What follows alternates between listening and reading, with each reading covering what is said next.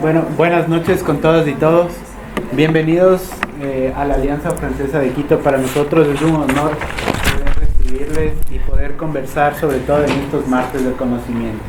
Seguimos con nuestro tercer encuentro sobre Platón. Estefan, quien nos va a compartir algunas reflexiones en esta tercera sesión. Y bienvenidos nuevamente y muchas gracias a todos por asistir. Estefan, adelante. Buenas noches. Muchas gracias a todas y todos por estar aquí para esta tercera sesión de nuestra pequeña introducción a la filosofía de Platón. Hoy vamos a hablar de amor y vamos a hablar de muerte. De hecho, tal vez sea la misma cosa, pero veremos. Entonces, ¿se acuerdan que la última vez, cuando habíamos hablado de la dificultad ontológica en Platón, habíamos acabado señalando que con toda esa alegoría de la caverna, la filosofía suponía necesariamente cierto ejercicio y cierto padecimiento también de la violencia. Y les había dicho que los que nos tocaba ver hoy es qué tanto valía la pena hacer filosofía si sabemos que de todas formas nos va a lanzar dentro de un ciclo violento. Hacer filosofía es asumir violencia. Por lo tanto, ¿qué tanto es realmente interesante hacer filosofía? De hecho, esta dificultad de la misma violencia en filosofía es la que hemos conocido con la misma muerte de Sócrates. Pero no es que esta violencia la haya padecido únicamente Sócrates. Tal vez podamos decir que toda persona que piensa se expone de por sí a la violencia, tal como si existiese un vínculo casi necesario, casi inevitable, entre pensar y exponerse al hecho de recibir golpes. Y ven que, en este sentido, esta idea que podríamos llamar el odio al pensamiento no es algo realmente nuevo. Hay todo un gran discurso contemporáneo que consiste en decir que los jóvenes de hoy no piensan, no leen, ya no tienen valores, que odian al pensamiento. Pero en realidad este odio al pensamiento siempre ha existido. Como mínimo es lo que Platón nos dice desde el mismo surgimiento de la filosofía. El mismo Sócrates, figura del pensamiento, pues fue literalmente asesinado, y no asesinado por alguien así nomás en la calle, fue asesinado por la ciudad que pasa por ser la ciudad del pensamiento. Por lo que obviamente vamos a tener que intentar reflexionar sobre cuál es el vínculo entre filosofía y violencia. Y todo lo que nos dice de cierta manera Platón es que pensar es una actividad violenta porque pensar siempre comienza con una figura del no, con una de las figuras posibles del no.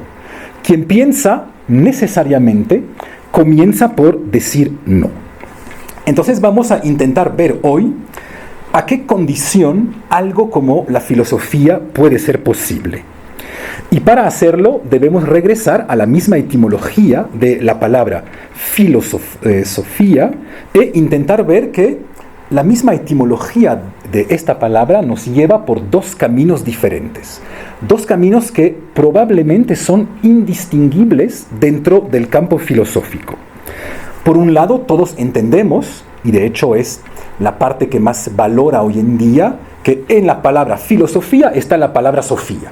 Y todo el mundo nos dice pues que es sabiduría, conocimiento, de vez en cuando ciencia. Es decir, que es toda la parte del pensamiento que nos lleva a lo que sería la lógica, el conocimiento, la reflexión racional, etcétera, etcétera. Pero lastimosamente muchos, es decir, Platón no, pero muchos olvidan que la palabra filosofía también contiene de por sí el philos, o el verbo griego philein, que es muy difícil explicar. De hecho, tal vez no exista exactamente una buena palabra en español para decir exactamente qué es lo que sería philein. Simplemente porque de vez en cuando puede ser amor, pero entonces ¿cuál de ellos? el amor erótico, el amor intelectual, el amor puro, ágape, pero de vez en cuando puede ser también amistad. Tal vez el amor y la amistad sea la misma cosa, pero veremos esto. Entonces ven que vamos a tener que intentar pensar hoy este vínculo que encontramos dentro de la misma palabra filosofía entre amor, violencia, conocimiento, amistad y muerte. Entonces comenzamos por un primer punto. Quiero hablarles de 3 puntos diferentes hoy. Entonces comenzamos por el primer punto. Verán que la misma filosofía de Platón comienza por un gesto violento, por un gesto que se conoce como el parricidio de Platón, que aparece en un texto de Platón que se llama el Sofista. ¿Se acuerdan que la última vez habíamos visto que Parménides era el filósofo del ser?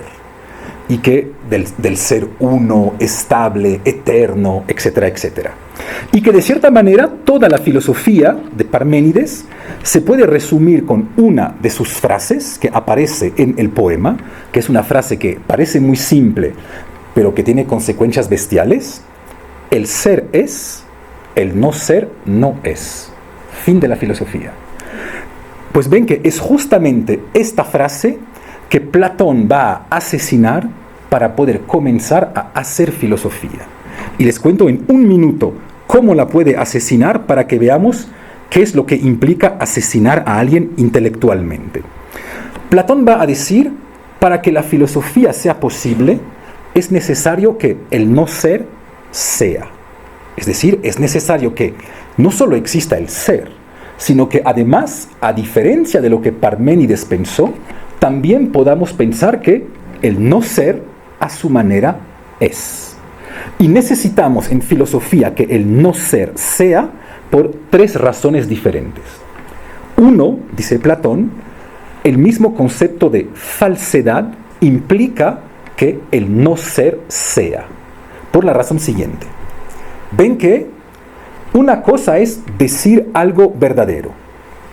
Otra cosa es no decir nada. Pero una cosa muy diferente es decir algo falso. Ven que decir algo falso, por un lado, es decir algo, por lo tanto no es una nada absoluta, digo algo, pero simplemente digo algo que no es. Por lo que la falsedad necesita que yo pueda presentar como mínimo en el lenguaje algo negativo, algo que no es. Segundo punto, por el cual la filosofía necesita que pueda existir el no ser, el movimiento. Dado que la filosofía debe pensar que las cosas se mueven, Platón dice, por lo tanto, necesitamos que el no ser sea. Por una razón muy simple, para que algo pueda desplazarse, en algún momento debe ya no estar en el lugar en el cual estaba. Y ven que ese ya no estar no es que nunca haya estado ahí, sino que en algún momento estuvo ahí y hoy ya no está ahí. Por lo que es también una de las maneras posibles de presentar el no ser. Y la tercera necesidad para la filosofía de pensar el no ser es lo que Platón llama la identidad. ¿Se acuerdan que habíamos hablado mucho de la teoría de las ideas, en tanto que puras, en tanto que eternas, en tanto que esencias? Pues bien, ven que toda idea positiva conlleva necesariamente una multitud de características negativas. Por una razón muy simple. Si una acción es justa, pues también implica necesariamente que no es injusta. Es la misma lógica que vamos a encontrar en ciertas acciones humanas. Ven que toda determinación positiva que yo pueda dar de una acción también conlleva una multitud de determinaciones negativas. Si yo les digo, ayer fui al restaurante, también les estoy diciendo necesariamente, no me quedé en mi casa, no fui al teatro, no fui al cine, no estaba corrigiendo copias, etcétera, etcétera.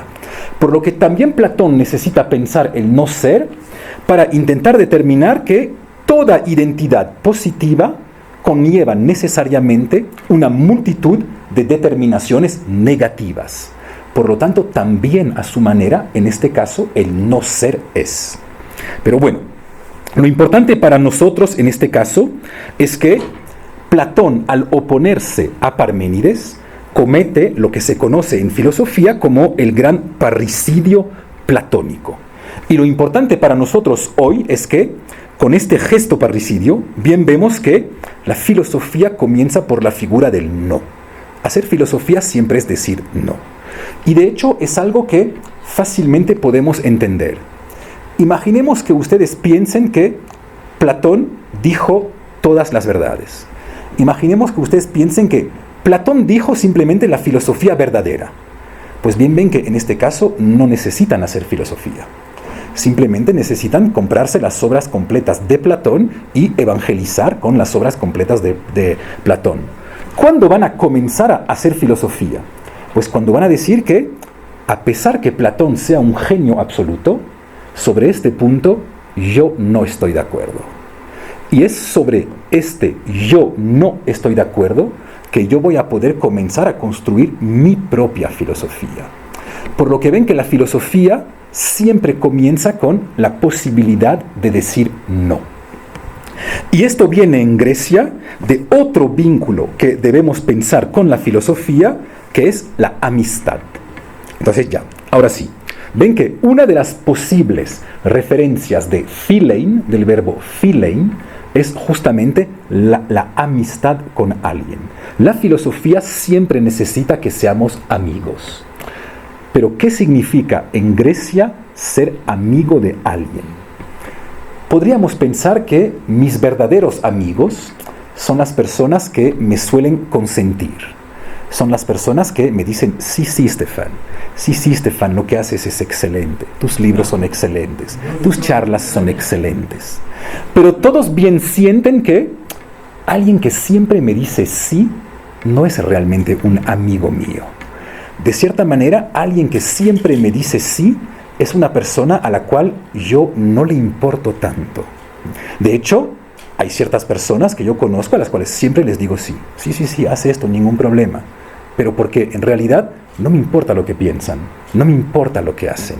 Pues en filosofía es exactamente lo mismo. Lo que los griegos probablemente entendieron de una manera magnífica es que la amistad pasa por asumir el riesgo de decirte no, sabiendo que mi no va a romper nuestra relación. Eso es un verdadero amigo. Tú eres amigo mío si yo sé que puedo decirte no y que a pesar de mi no, nuestra propia relación seguirá viva. Y ven que en este sentido estamos muy cerca de las relaciones amorosas.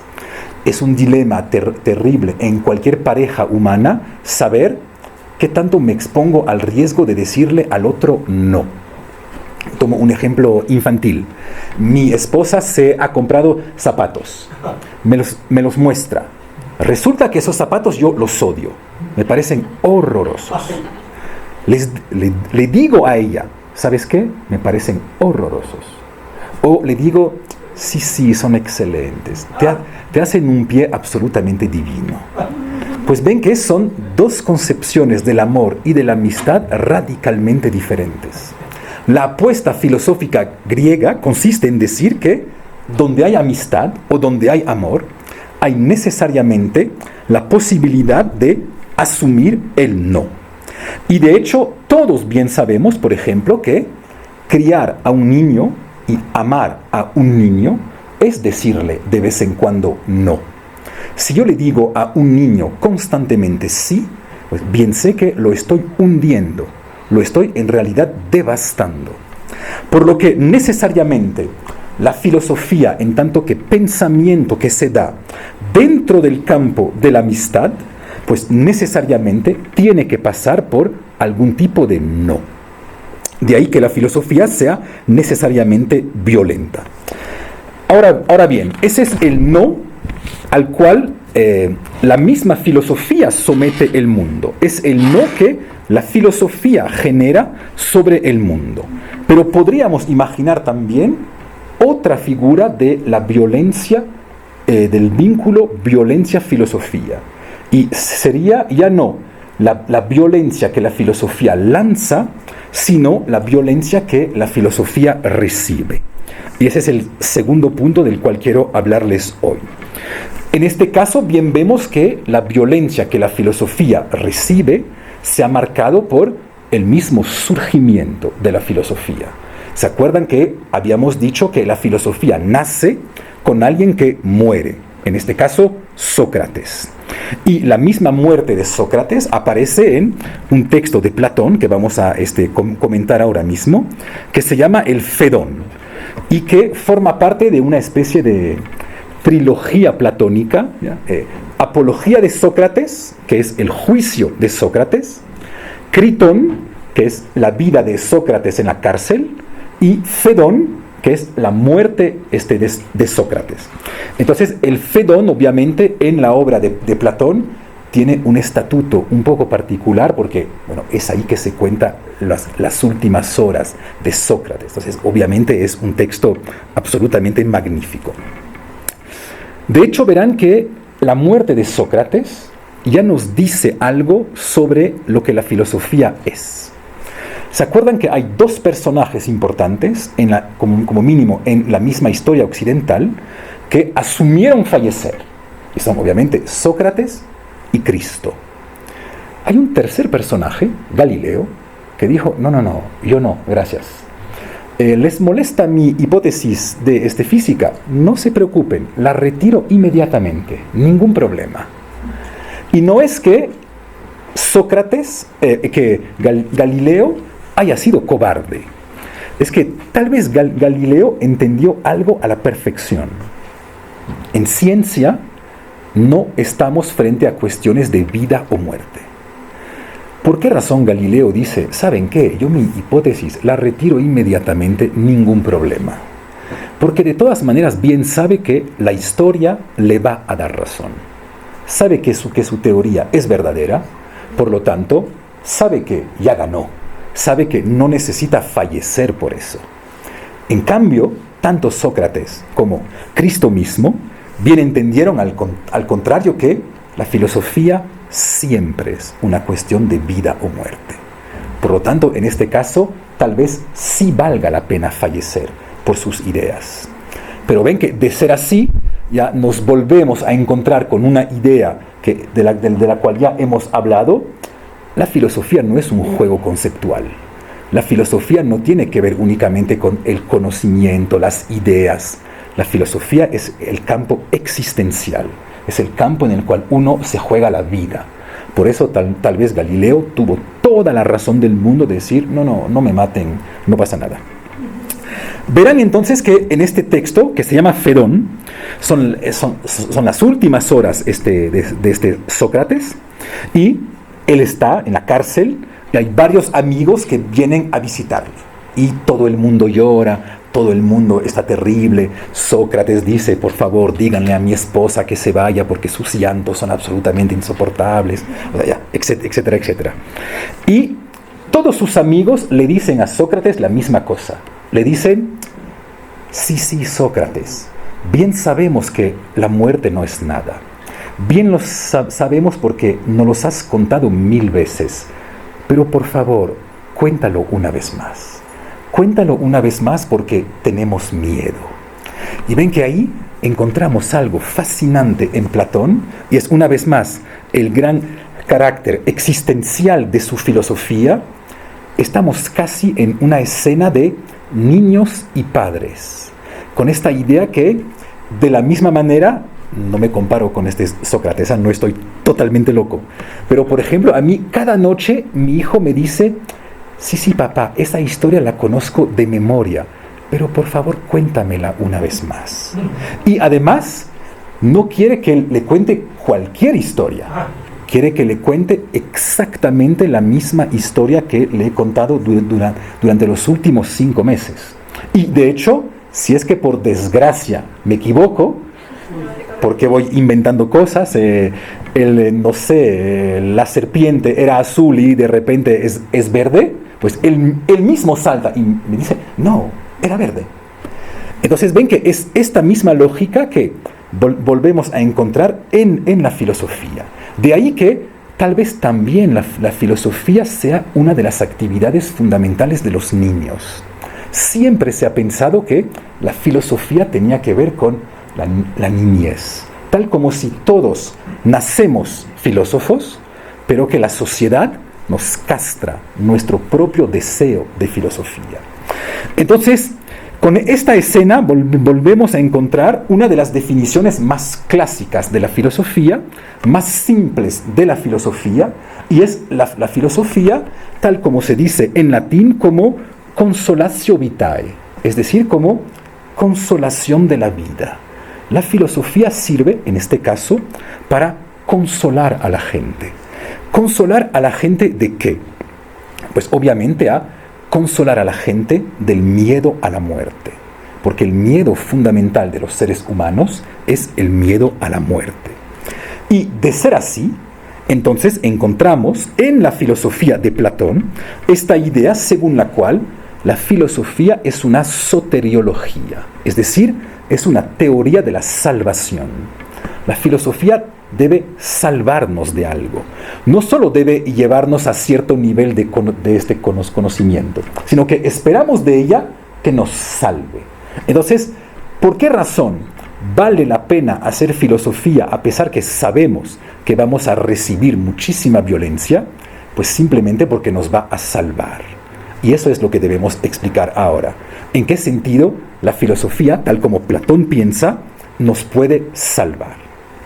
Pues obviamente, para la filosofía de Platón, lo que la filosofía hace es obviamente salvar nuestra alma, es decir, salvar la parte más alta de nosotros, salvar la parte más brillante de nosotros. Y de hecho, en este mismo texto, Platón intenta demostrar que tenemos un alma, que no solo tenemos un alma, sino que además nuestra alma es inmortal. Y intenta demostrarlo a través de dos caminos diferentes. Camino 1, voy rápido porque ya lo hemos comentado la última vez, es toda la dificultad de la reminiscencia. ¿Se acuerdan que esta última vez habíamos visto que si somos capaces de lanzar frases del tipo esta obra artística es fea o esta ley es injusta, pues es porque obviamente sabemos lo que es lo bello o sabemos lo que es lo justo. ¿Y cómo lo sabemos si no nos los ha enseñado absolutamente nadie? ¿Por qué razón un niño que tiene 4 años puede decir esto es bello, esto es feo?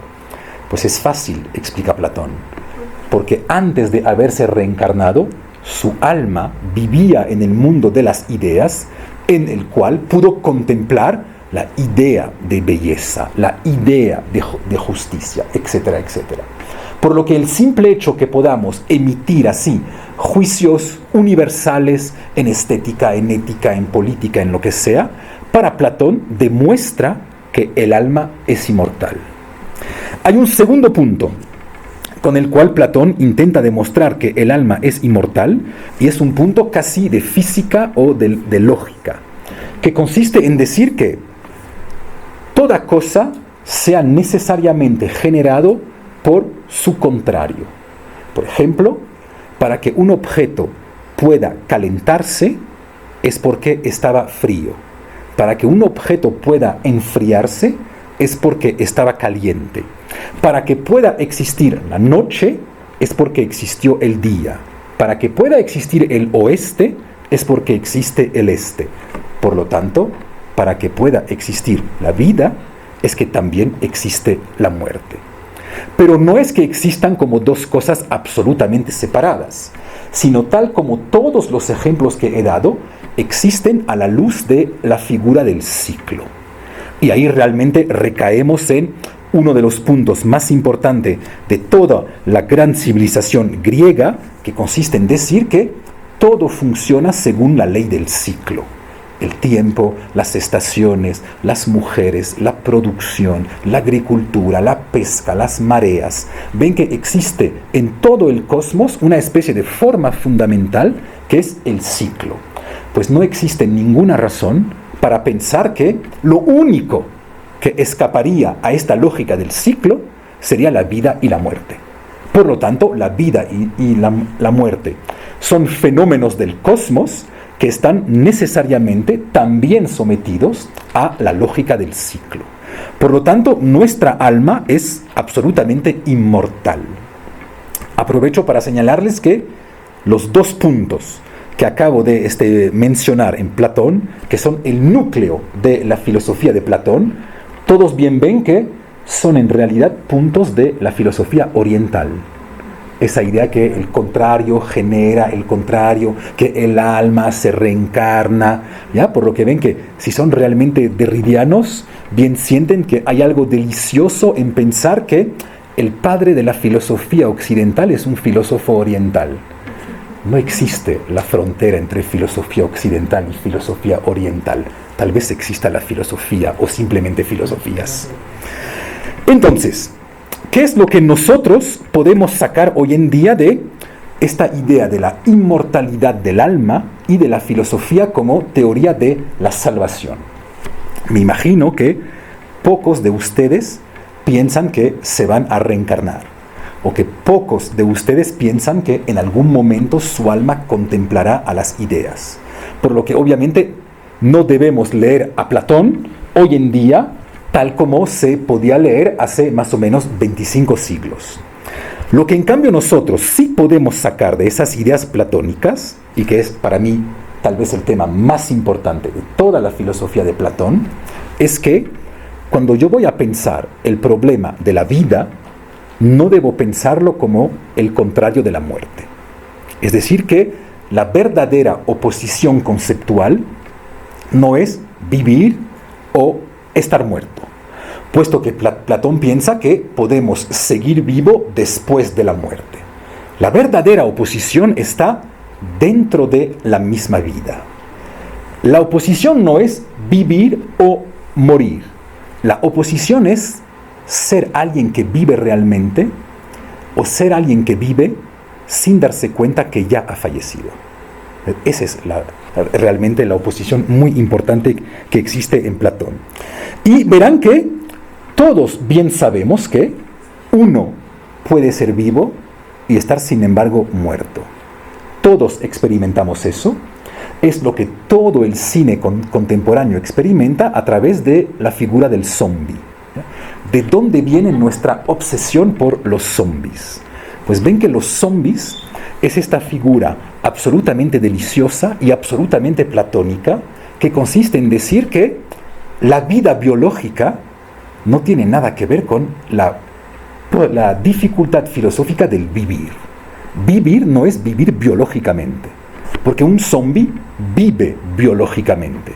Y sin embargo, a pesar de tener una vida biológica, no tiene realmente una vida. Por así decirlo, simplemente vive. Entonces ven que la idea, de cierta manera terrible, que existe en Platón y sumamente aristocrática, consiste en decir que hay ciertos seres humanos que viven y hay otros seres humanos que están muertos pero que todavía no lo saben. Ven que es algo sumamente duro, es algo sumamente violento. ¿Qué es entonces lo que distingue un ser humano que realmente vive, que vive plenamente, de un ser humano que ya está muerto? Pues para Platón es de cierta manera evidente. Alguien que realmente vive es alguien que está en contacto con lo eterno y que está en contacto con lo infinito. Y ven que ahí regresamos sobre el tema de la inmortalidad. Siempre busco estar en contacto con algo infinito, con algo absolutamente eterno. Pero muchos pensarán, sí, pero ¿cómo es posible estar en contacto con lo infinito dentro de esta misma vida? Pues verán que no hay 1000 opciones diferentes. Si son religiosos, en este caso pensarán que es después de la muerte que estarán en contacto con el ser absoluto, el ser absolutamente infinito. Pero eso hemos visto que no puede ser realmente la opción de Platón, dado que lo que busca Platón no es decir lo mejor vendrá después de la muerte, sino decir, a ver, ¿cómo yo voy a vivir estando vivo? Entonces, ¿cómo voy a estar en contacto con algo infinito estando vivo? Pues verán que hay dos opciones en realidad, en Platón, como mínimo. O bien soy un científico, o bien soy un amante. Verán que muchas personas intentan, o bien ambos, claro, o sea, lo ideal sería ambos, ¿eh? Verán que muchas personas intentan alcanzar lo infinito a través de procesos repetitivos. Verán que muchos seres humanos somos animales repetitivos. Somos animales a los cuales nos gusta tener hábitos que nos tranquilizan. Pero ven que esos hábitos pueden aparecer, según la lógica platónica, como una especie de acumulación de veces, tal como si sumando más uno, más uno, más uno, más uno, más uno, algún día podría encontrar el infinito. Es casi lo que, obviamente eso no está en Platón, ¿eh? Lo que el mismo psicoanálisis llama la compulsión de repetición. El deseo que todos tenemos de repetir cosas. Nos tranquiliza repetir cosas. Voy a dar ejemplos violentos. Por ejemplo, conozco muchas personas que el fin de semana siempre quieren ir a comer donde sus padres. Quieren regresar a comer donde sus padres, a repetir la misma cena, a hablar de las mismas cosas, con las mismas personas. Porque ven que esas cosas ritualizadas tienen un efecto repetitivo, tienen un efecto acumulativo. Pero obviamente para Platón este no puede ser el buen camino por la razón siguiente. Nunca se llega al infinito a través de una suma. Es decir, ustedes pueden estar cada día pensando más uno, más uno, más uno. Pues por definición nunca llegarán al infinito porque siempre alguien podrá decirle a más uno. Por lo tanto, podemos ir un poco más lejos. Por lo que busca Platón no es un infinito que podamos construir de manera cumulativa. Lo que la filosofía llama el infinito potencial, el infinito como horizonte, sino que lo que busca Platón es en la vida un contacto con un infinito actual, algo que es actualmente infinito, que no necesito esperar para encontrarlo más tarde. Y eso es lo que para Platón se puede encontrar a través de dos caminos diferentes, ya sea la ciencia. De hecho, todos bien sabemos que el científico, en el fondo, siempre busca la eternidad. ¿Qué hace un matemático? ¿Qué es lo que realmente lo mueve? Pues buscar verdades atemporales, buscar verdades que no están sometidas al tiempo. De hecho, tal vez esta sea la razón por la cual todos los grandes matemáticos son un poco místicos, porque justamente está ahí el punto de contacto. Hacer matemáticas es estar constantemente negociando con lo infinito. Y la segunda opción es el campo amoroso. Es el campo amoroso por una razón muy simple. Verán que el amor es el único afecto que solo puede existir al infinito. Si no, hagan un test muy fácil, filosofía experimental, vayan a verle a alguien y díganle, voy a amarte por una semana. No funciona. Pero díganle a alguien, voy a amarte por los próximos 10 años. Tampoco funciona. Voy a amarte 40 años. Tampoco funciona. La única manera de decirle a alguien te amo es decirle, voy a amarte para siempre. Bien sabemos que estadísticamente es muy improbable que sea para siempre, pero no importa. Eso no cambia el hecho que en el momento en el cual yo declaro mi afecto amoroso, la única manera que tengo de decirlo es diciéndolo para siempre. Por lo que ven que tanto la matemática como el campo amoroso, tanto el conocimiento como el amor, tienen una cosa en común, el para siempre.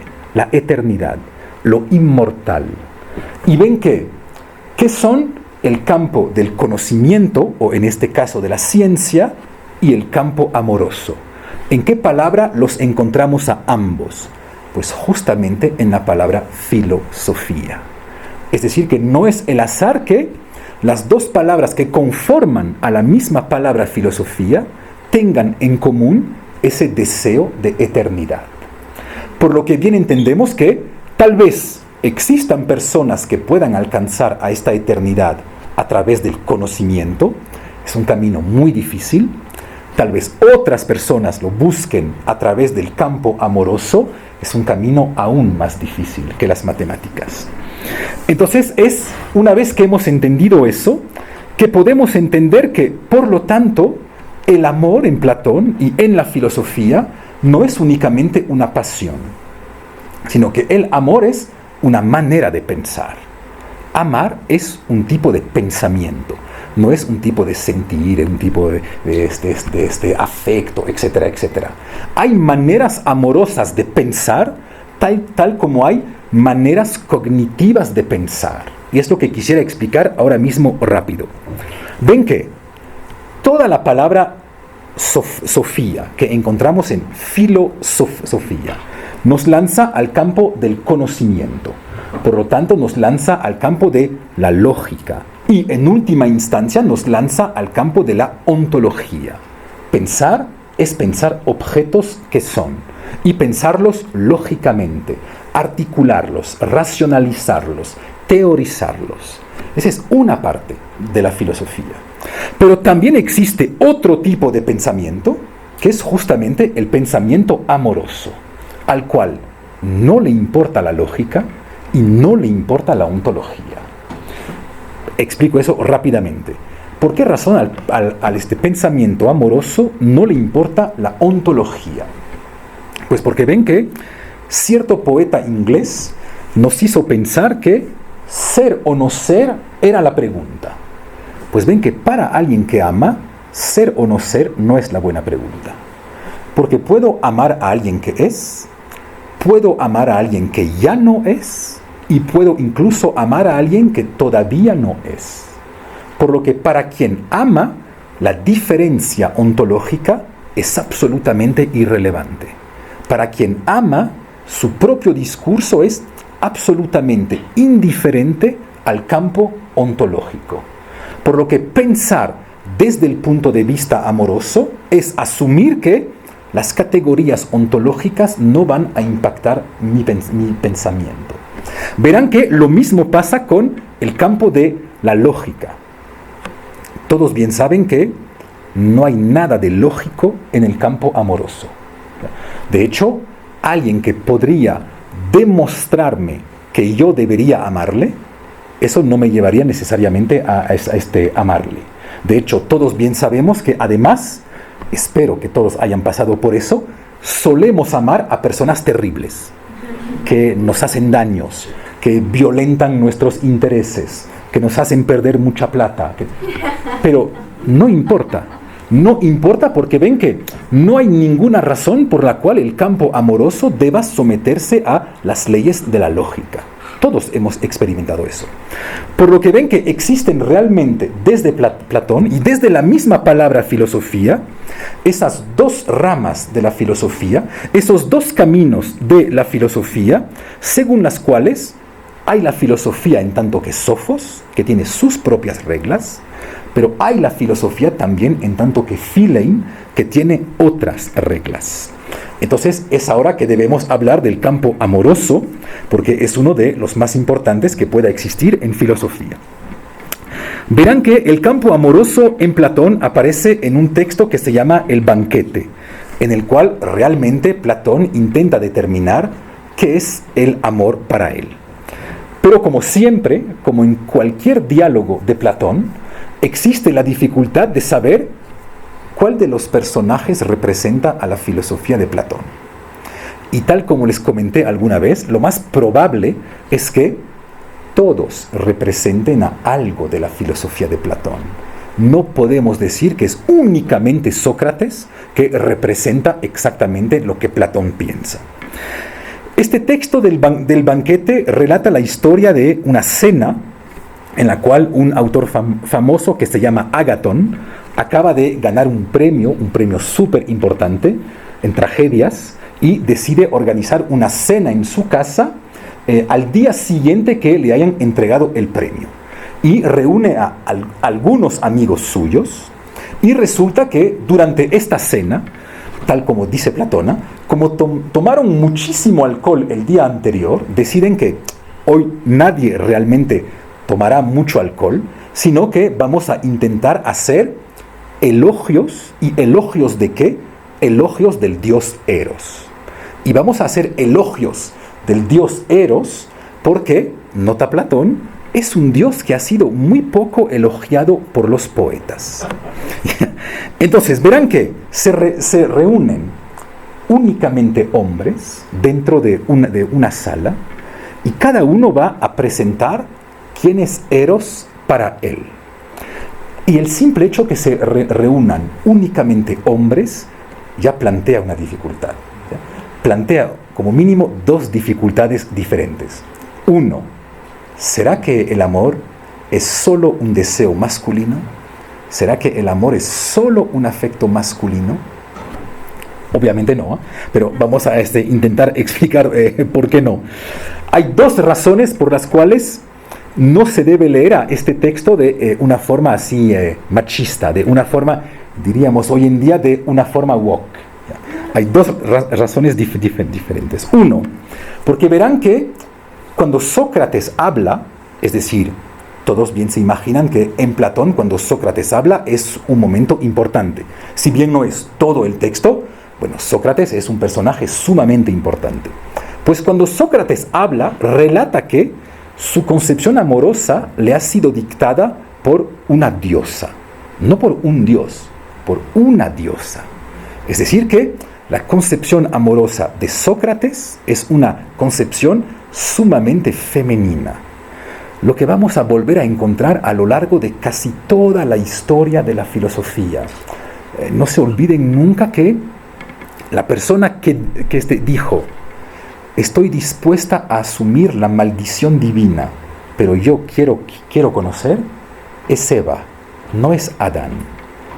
El deseo filosófico, el deseo de conocer, es sumamente femenino. Pues aquí también, en este texto de Platón, vemos que, aunque no sea de manera directa, hay un deseo femenino del saber que aparece a través de esta diosa que vamos a comentar. Hay una segunda razón por la cual existen únicamente hombres en este banquete para hablar del campo amoroso, y es por la razón siguiente. El amor homosexual es el amor más puro que hay. Y es el amor más puro que hay por la razón siguiente. El amor que yo siento, como soy alguien heterosexual, pues ven que siempre podemos dudar que sea realmente amor. O como mínimo, siempre podemos dudar que sea realmente mi amor a mí. Podríamos pensar que son pulsiones biológicas mías. Podríamos pensar que es un deseo de reproducción, pero que no es el deseo de Stefan, que es el deseo de la especie humana, que me está empujando al campo amoroso. De hecho, en pleno siglo XIX, un filósofo alemán que se llamaba Schopenhauer tiene un texto magnífico sobre el amor, en el cual explica que el amor es una estafa que la naturaleza inventó para poder hacernos reproducirnos. Es decir que, como yo no puedo ir a verle a una chica y decirle: mira, eres mamífera, yo soy mamífero, sabemos que debemos reproducirnos, hagámoslo de una buena vez. Entonces, pues debo inventar toda una serie de estrategias, inventarles, redactarle poemas, traducirle Heidegger, para intentar seducir a esta chica. Pero bien ven que al final sabemos lo que va a pasar. Después de la cena sabemos lo que va a pasar. ¿Por qué no podemos ahorrarnos la etapa de la cena? Pues no podemos ahorrarnos la etapa de la cena porque ahí yo estaría evidenciando de manera demasiado fuerte que el deseo que yo tengo por ella no es mío, sino que es un puro deseo biológico de la especie. Por lo que necesito toda una especie de construcción cultural de la seducción. No se olviden nunca que en latín el verbo seducere significa mentir. La seducción es necesariamente mentir. No juzgo, pero ya. Entonces, que se reúnen varios hombres en una cena y cada uno va a lanzar alguna concepción amorosa. Y verán que es algo sumamente interesante para nosotros hoy porque de las 6 concepciones del amor que surgen, porque hay 6 personas que hablan, verán que son casi las 6 concepciones que seguimos teniendo de lo que puede ser el campo amoroso. Entonces comienza a hablar un personaje que se llama Fedro y dice lo siguiente: Eros, el dios Eros, es el dios más importante de la mitología porque es el dios primero. Es el dios que no puede ser el fruto de la reproducción entre 2 otros dioses, puesto que para que se puedan reproducir ya debe existir cierta relación de Eros entre ellos. Por lo tanto, Eros es el primer dios que jamás haya podido existir. Y además, Eros, como es el dios uno, el dios puro, produce necesariamente relaciones buenas. En este sentido, a diferencia de lo que se nos cuenta hoy, no hay amores tóxicos. Un amor tóxico simplemente no es amor. Pueden llamarlo dependencia, pueden llamarlo patología mental, pueden llamarlo lo que ustedes quieran, pero un amor tóxico no es realmente una relación amorosa. Y además, como Eros produce necesariamente relaciones buenas, es que está orientado hacia lo bello, y quien está orientado hacia lo bello está necesariamente orientado hacia lo bueno, por el vínculo que existe entre la belleza y la bondad. Lo bueno es bello, lo bello es bueno. Por lo tanto, si Eros me jala hacia lo bello, me jala también necesariamente hacia lo bueno.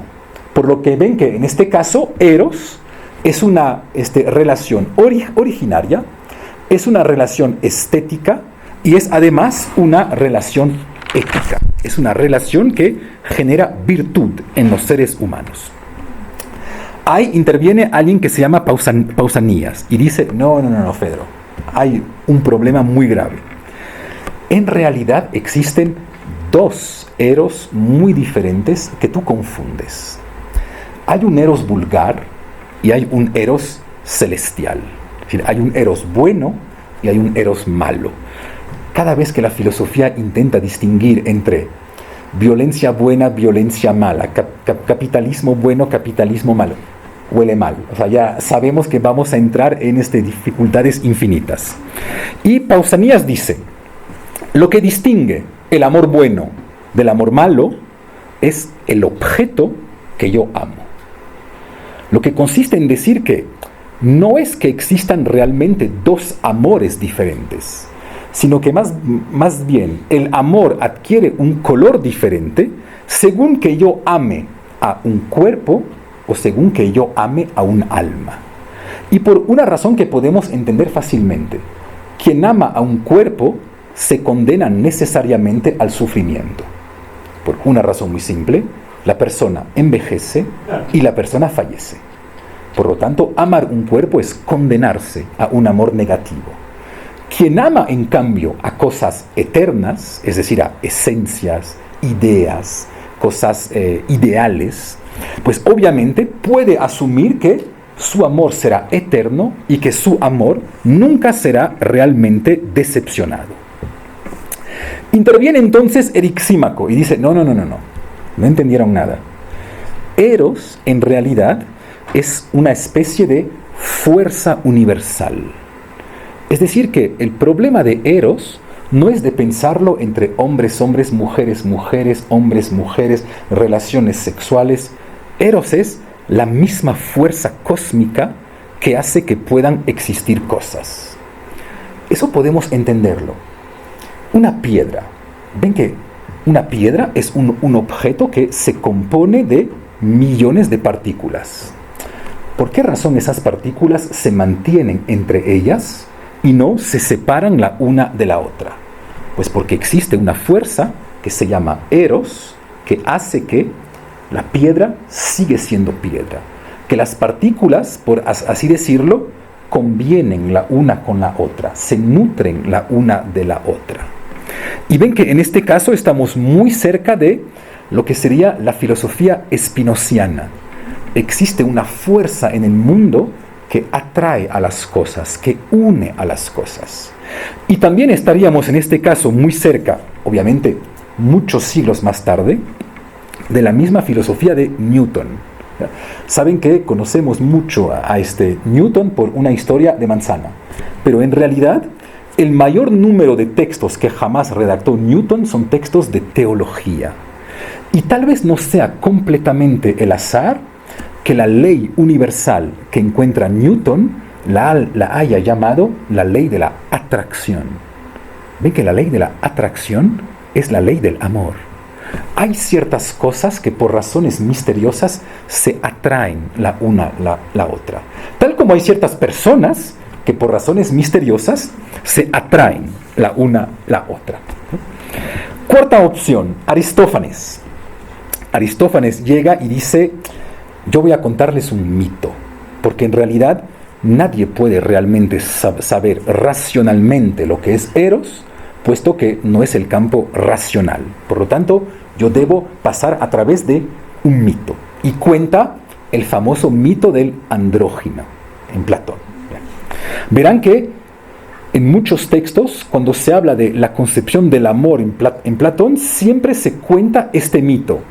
Pero ven que es raro, porque eso es una de las 6 opciones que Platón plantea. ¿Por qué se ha escogido esta en particular? Bueno, el mito cuenta lo siguiente. En el origen existían hombres, existían mujeres, existían andróginos. Obviamente, por ser ellos a la vez hombres y mujeres, se sentían sumamente fuertes, se sentían sumamente potentes, hasta que, tal como siempre sucede en la mitología, algún día se han rebelado en contra de los dioses. Obviamente, Zeus, enojadísimo, decide castigarlos, decide poner orden, pero no puede simplemente aniquilarlos, porque esto implicaría que ellos ya no podrían rezar por él, no podrían hacerles sacrificios, por lo tanto debe encontrar alguna forma de castigo que no sea únicamente destruirlos. Pues la forma del castigo la tenemos todos nosotros, marcado sobre nuestro cuerpo, el ombligo. ¿Qué es lo que hizo Zeus? Los cortó en 2. Y así todos llevamos esta pequeña herida de la cual provenimos todos. Ven una vez más lo genial de la filosofía de Platón. Todos provenimos de alguna herida que de hecho tal vez nunca se pueda completamente cerrar, que nunca se pueda completamente sanar. Entonces, Zeus nos ha cortado en 2. Ahora, hombres y mujeres. Pues, ¿qué es la fuerza amorosa? ¿O qué es el amor en este caso? Pues es el hecho que toda nuestra vida vayamos a buscar a la mitad que tanto nos hace falta. Me parece que es lo que ustedes aquí en Quito llaman la media naranja, ¿ya? Es esta idea según la cual en el otro yo voy a ir a buscar las características que me hacen falta, las características que yo no tengo, para que podamos volver a formar esta plenitud originaria, esta plenitud dentro de la cual hemos vivido tanto tiempo. Ven una vez más en este texto una especie de este refrán casi o de estructura fundamental que encontramos en muchas mitologías. En el comienzo, en el origen, todos estábamos bien, gozábamos de algún tipo de plenitud. En algún momento alguien hizo algo malo, en este caso rebelarse. Alguien hizo algo malo, el Dios nos castigó. Al castigarnos nos hizo caer. Y toda nuestra vida vamos a intentar volver a subir. Vamos a intentar regresar al estado de plenitud dentro del cual estábamos. ¿Ven que en este sentido, si son estructuralistas, este mito del andrógino tiene exactamente la misma estructura que Génesis? Es la misma estructura. Plenitud, caída, recuperación. Ahora bien, ¿qué es lo que podemos sacar de eso? Pues podemos sacar 2 puntos. Como mínimo, podemos pensar que el amor tiene que ver con una especie de estado de fusión. Yo voy a buscar el otro para poder fusionar con él y formar un solo ser. ¿Ya? Hoy en día sabemos que este amor-fusión tiene consecuencias psicológicas un poco graves. No importa. O sea, yo busco al otro para poder fusionar con él.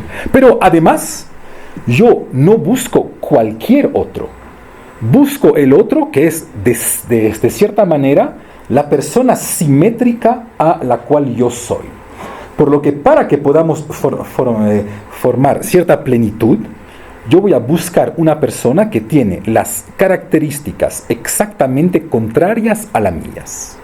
Porque justamente necesito esas características que me hacen falta para que podamos formar esta plenitud.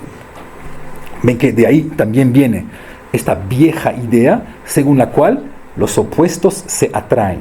¿Ya? Los opuestos se atraen para poder justamente completarse. Y en este sentido, también veríamos que consistiría en decir que el amor es una especie de experiencia microscópica del estatuto divino. Puesto que cuando yo amo con mi pareja, formamos literalmente un ser perfecto, un ser pleno, una totalidad que no necesita de absolutamente nada. Y de hecho verán que tal vez eso permita explicar que los amantes siempre se retiran un poco del mundo. Los amantes desaparecen, porque en realidad no necesitan a nadie, se bastan el uno al otro. Quinto y penúltimo punto. Aparece Agatón y dice, yo no estoy de acuerdo. No estoy de acuerdo con lo que dijo Fedro, porque en realidad Eros es un dios joven. Y ahí Agatón tiene un argumento sumamente sorprendente. Dice, Eros es un dios joven porque la vejez lo aleja. Es raro porque mi experiencia es exactamente contraria. Es decir y me parece que la experiencia de mucha gente es exactamente contraria. Es decir, que es a partir del momento en el cual nos comenzamos a sentir un poco liberado de las pulsiones sexuales que realmente podemos amar. Tal como si fuese más bien en la vejez que la gente pueda realmente amarse. Pero bueno, Agatón dice que es un dios joven porque la vejez lo aleja. Es además, dice, un dios delicado. Delicado en este sentido que me imagino que todos experimentaron este sentimiento de levedad del amor. Ven que el amor es un sentimiento leve, no es un sentimiento serio que nos ata al mundo. Es exactamente lo contrario. Ya no existe el mundo. Y finalmente, dice Agatón, es un dios flexible. Flexible en este sentido que no conoce una verdadera estructura. Me imagino que a lo mejor algunos de ustedes pensaban estar con una persona que tiene ciertas características determinadas. Pues resulta que se han enamorado de una persona que tiene características exactamente diferentes. ¿Ya? Ven que Eros no conoce estructura, no conoce modelo, necesita constantemente invención. Último punto, ahora sí, interviene Sócrates y hace un elogio sumamente largo, es un texto relativamente largo, que les resumo rápidamente. Sócrates dice, Eros no es un dios. Ahí mata al banquete, o sea, de cierta manera todo el mundo tiembla. Eros no es un dios.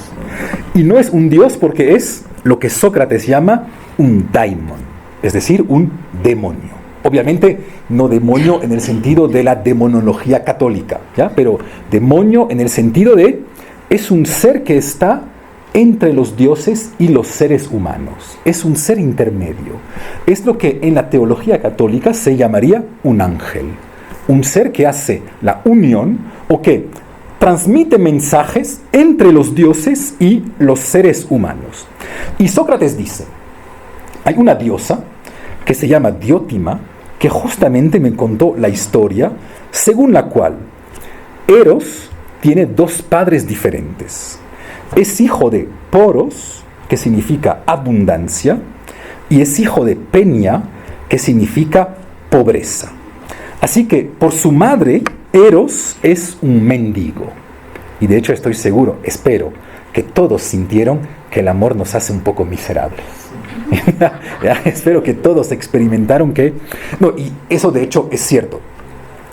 La única buena razón por la cual tal vez podamos arrodillarnos en el mundo es el amor. No hay otra buena razón. Pero por otro lado, también Eros, por su padre, es una persona inteligente y es una persona estratégica. Es decir, que ven que el amor no es únicamente un sentimiento, es también un pensamiento. Por lo que Eros se encuentra entre los dioses y los seres humanos exactamente tal como lo hace la filosofía. Porque ven que la filosofía está entre los dioses y los seres humanos, por la razón siguiente, relata Sócrates. Hay dos tipos de personas que no necesitan hacer filosofía. Es decir, hay dos tipos de personas para las cuales, que no pueden acceder a la filosofía. Primero, los dioses. Ven que un dios no necesita hacer filosofía, porque ya sabe, no necesita perder tiempo pensando y ya dispone de todas las verdades del mundo. Y hay un segundo tipo de persona que no necesita hacer filosofía, es lo que Platón llama las bestias. Es decir, las personas tan ignorantes que ignoran que ignoran. Quiere decir, ignorar no es grave. Todos somos ignorantes. Lo que sí es grave es ignorar que ignoramos. Y ven que eso es lo más grave porque como ignoramos que ignoramos, ni siquiera podemos experimentar el deseo del conocimiento. Por lo que tanto la filosofía como Eros se van a encontrar entre los dioses y las bestias. Es decir, literalmente dentro de este estado intermedio. Y Eros, señala Sócrates, tal como el conocimiento, nos hace amar lo bello. Y al hacernos amar lo bello, nos hace amar lo bueno y nos hace amar lo eterno. Al final, amar siempre es amar algo eterno. Siempre es intentar alcanzar algún tipo de eternidad. Simplemente esta eternidad se puede intentar alcanzar a través de dos caminos diferentes. Puedo intentar alcanzar la eternidad a través de los cuerpos, por ejemplo, reproduciéndome de manera heterosexual, o puedo intentar alcanzar esa eternidad a través del alma, es decir, a través de relaciones homosexuales, es decir, de relaciones liberadas del campo biológico reproductivo. Por lo tanto, ven, para cerrar, que toda la filosofía de Platón va a intentar establecer una especie de paralelo entre la filosofía y el campo amoroso, para constantemente recalcar que tal vez nos hemos olvidado que, si bien la filosofía tiene algo que ver con el conocer, la filosofía no es el conocimiento. De hecho, quien tiene conocimiento no necesita filosofía. Quien necesita filosofía es quien sabe que no dispone del conocimiento. Por lo que probablemente, y por esta razón, podemos encontrar a través de la filosofía, tanto en su lado cognitivo, en tanto que sofos, como en su lado amoroso, en tanto que philein, una posible salvación. Entonces, ¿por qué vale la pena hacer filosofía para Platón? Pues porque es la única vida que nos permite vivir realmente tal como si fuésemos inmortales. Pero no inmortales después de la muerte, sino que inmortales ahora mismo. Cada vez que descubro algún teorema, nunca pasa, pero cada vez que descubro algún teorema matemático, soy inmortal. Cada vez que le digo realmente a alguien, te amo, como es necesariamente un te amo para siempre, los dos en este instante somos inmortales, vivimos fuera del tiempo. ¿Por qué razón vale la pena asumir la violencia a la cual se somete la filosofía? Pues porque es la única manera de vivir tal como si fuéramos inmortales. Muchas gracias por su atención esta noche.